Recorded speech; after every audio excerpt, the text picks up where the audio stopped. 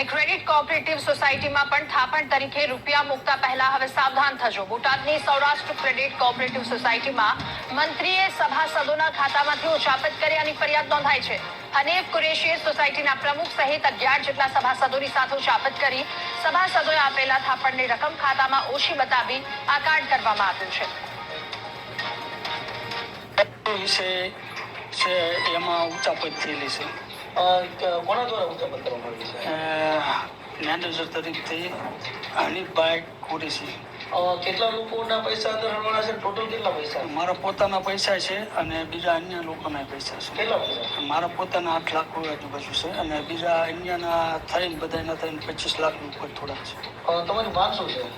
બધાના પૈસા પાછા પડે મળી રહે. સોસાયટીના મેનેજર તરીકે દિલીપભાઈ કુરેશી, હનીફભાઈ કુરેશી ઉચાપત કરેલી હતી. અને 25 લાખ જેવી કિંમત છે. ઘણા સભ્યો છે બધા. તમારી માંગ શું છે? બધાને પૈસા પરત મળે અને બધી વ્યવસ્થા થઈ જાય એમ માંગ છે.